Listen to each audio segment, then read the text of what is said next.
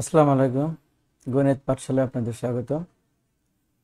আজকে আমরা ধারার অঙ্ক করব। যে অঙ্কগুলো বিসিএস পরীক্ষা, এনটিআরসি পরীক্ষা, প্রাইমারি পরীক্ষা সহ সকল চাকরি পরীক্ষায় বারবার আসে। আজকে আমরা অঙ্ক করব সূত্র ছাড়া, ম্যাজিক নিয়ম দেখা মাত্র উত্তর কেমনে করব সেই টেকনিকগুলো আজকে শিখব। পাশাপাশি আমরা সূত্র শিখব। ধারা সিরিজ, এই পৃষ্ঠায় অনেকগুলো সূত্র আছে। ধারা দুই প্রকার: সমান্তর ধারা, গুণোত্তর ধারা। এটা একটা ধারার সূত্র, এন তমবাদী সূত্র, A plus N minus one into D. আর একটা সমষ্টির সূত্র, প্রথম পদ যোগ শেষ পদ গুণন পদ সংখ্যা ভাগ 2, এটা একটা সূত্র।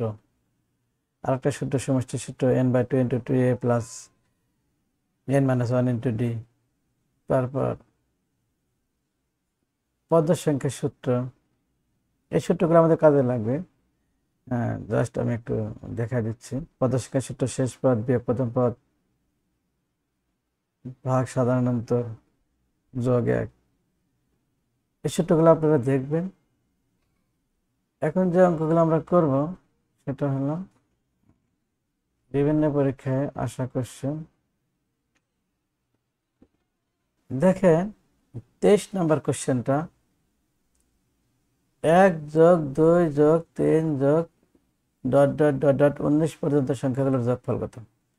তাহলে দেখেন আমরা ম্যাজিকের মতো অঙ্ক করব, কারণ প্রথম পদ যোগ কত, শেষ পদ 19, ভাগ কত 2, গুণন লিখবো পদের সংখ্যা কত 19।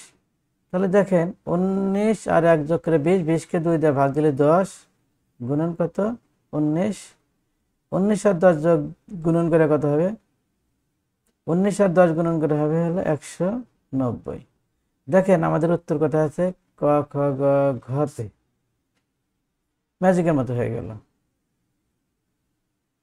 2 নম্বর কোশ্চেনটা শীটের 24 নম্বর, 1 থেকে 99 পর্যন্ত, 1 থেকে 99 পর্যন্ত সংখ্যাগুলোর যোগফল 1 2 3 যোগ 4 যোগ এভাবে যোগ ডট ডট দেন 99 পর্যন্ত সংখ্যাগুলোর যোগফল কত?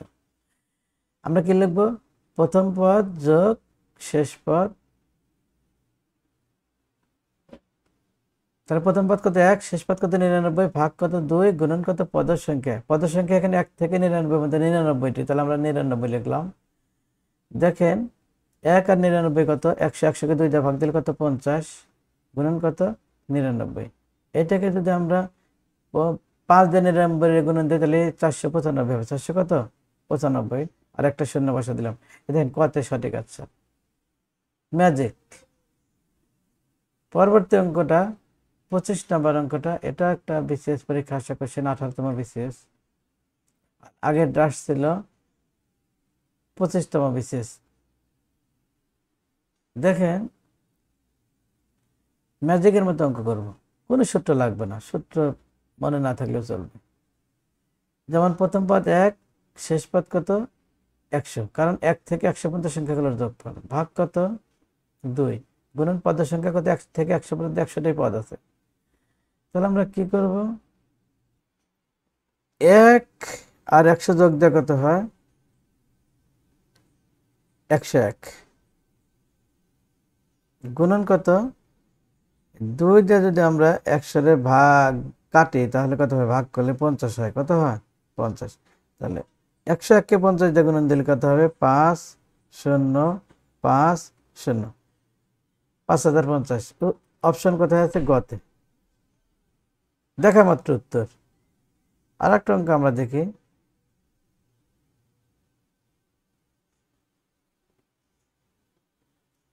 এগারো নম্বর অঙ্কটা দেখেন, এটা 24তম বিসিএস পরীক্ষা আসা একটা কোশ্চেন। তাহলে এখানে 1 থেকে 1 3 5 ডট ডট প্লাস 31 এই সংখ্যার যোগফল কত? ধারার যোগফল হলো, আমরা লিখবো প্রথম পদ 1 যোগ শেষ পদ কত, আমরা কি লিখবো 1 যোগ শেষ পদ কত 31, ভাগ কত 2, গুণন পদ সংখ্যা। এখানে কিন্তু আমাদের পদ সংখ্যা জানা নেই, সেই ক্ষেত্রে আমরা পদ সংখ্যা বের করবো। শেষ পদ কত 31, বিয়োগ কত প্রথম পদ, ভাগ কত সাধারণ অন্তর কত 2 যোগ কত 1। তাহলে এখানে দেখেন 31 থেকে 1 বাদ দিলে 30, 30 কে 2 দিয়ে ভাগ দিলে 15, 15 এর একে কত 16। তাহলে এখানে আমরা 16 বসাবো।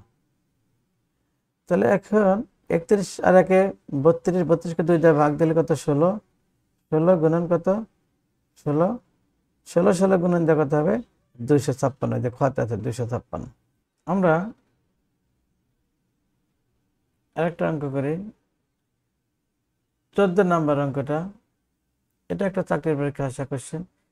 1 যোগ 3 যোগ 5 ডট ডট 19 পর্যন্ত সংখ্যাগুলোর যোগফল কত। এটা আমরা কি করব, 1 যোগ দেব কত 19, কারণ প্রথম পদ 1 শেষ পদ কত 19, ভাগ কত 2 গুণন পদ সংখ্যা। এখানে কিন্তু আমরা পদ সংখ্যা জানি না, তাহলে পদ সংখ্যা আমাদের বের করে নিতে হবে। পদ সংখ্যা বের করার সূত্র কি, শেষ পদ 19 বিয়োগ প্রথম পদ 1 ভাগ কত 2 যোগ কত 1। তাহলে দেখেন 19কে যদি আমরা 19 থেকে 1 বিয়োগ করলে কত 18, 18কে 2 দিয়ে ভাগ দিলে 9, 9 আর 1 কত 10। এই 10 আমরা এখানে বসাই দেব। তাহলে দেখেন 19 আর 1 কত 20, ভাগ কত 2, তাহলে কত হবে 20কে 2 দিয়ে ভাগ দিলে 10 গুণন কত 10, 10 10কে কত 100। দেখেন আমাদের অপশন ঘতে আছে 100। এখন একটু আমরা 1 নাম্বার আর 2 নাম্বার অঙ্কটা করব। 1 নাম্বার অঙ্কটা দেখেন 42তম পরীক্ষায় আসা একটা কোশ্চেন, 42তম বিশেষ পরীক্ষায়। এটা 1 নাম্বার কোশ্চেনটা হলো 5 যোগ 8 যোগ 11 যোগ 14 ধারাটির কততম পদ 302। তাহলে 42তম বিশেষ পরীক্ষা আসা কোশ্চেনটা আমরা সলভ করবো এখন। যেমন প্রথম পদ কত a সমান 5, সাধারণ অন্তর d সমান কত 3। সাধারণ অন্তরটা কেমন করে পেলাম, দ্বিতীয় পদ বিয়োগ প্রথম পদ, দ্বিতীয় পদ কত 8, 8 বিয়োগ কত 5, তাহলে কত 3। এটা হলো সাধারণ অন্তরে 3। তাহলে n তম পদ সমান, ধরি n তম পদ সমান কত 333। তাহলে n তম পদের সূত্র কি, a plus n minus 1 into d সমান সমান 333। এর মান বসাইছি 5, তারপরে n মাইনাস 1 থাকলো, d এর মান 3, 5 থাকলো। এই 3 দিয়ে n কে গুণন দিলে 3n, 3 দিয়ে 1 রে গুণন দিলে 3, 3n রাখলাম, 5 থেকে 3 বাদ দিলে 2, তারপরে সমান 302। 3n বাম পাশে থাকলো, প্লাস 2 ডান পাশে দাও মাইনাস 2, 302 থেকে 2 বাদ দিলে 300। n বাম পাশে থাকলো, বাম পাশ থেকে 3 ডান পাশে আসলে ভাগ হয়ে যাবে, 300কে ভাগ দিলে 100। তাহলে দেখেন সুতরাং প্রদত্ত ধারার 100তম পদ কত 302। এটা সঠিক উত্তর গতে 100তম পদ। এই শর্টকাট টেকনিক, পদের সংখ্যা কত, শেষ পদ বিয়োগ প্রথম পদ ভাগ সাধারণ অন্তর যোগ কত 1। তাহলে শেষ পদ কত 302 বিয়োগ 5 ভাগ সাধারণ অন্তর 3 যোগ 1। 302 থেকে 5 বিয়োগ দিলে পরে 197 ভাগ কত 3 যোগ কত 1। তাহলে 97কে 3 দিয়ে ভাগ দিলে কত 99, 99 আর 1 যোগ দিয়ে কত 100। তাহলে 100তম পদ কত 302। 100তম পদ 302, তাহলে 100তম পদ আমরা আগে বের করে রাখছি। এই শীটে অনেক অঙ্ক আছে, আমরা 2-4টা অঙ্ক আমরা করালাম। যেমন 2 নম্বর অঙ্কটা, এটা 16তম শিক্ষক নিবন্ধন পরীক্ষা আসছিল। এখানে 3 যোগ 6 যোগ 9 ধারাটির কততম পদ 33। তাহলে প্রথম পদ a সমান 3, সাধারণ অন্তর d সমান কত 3।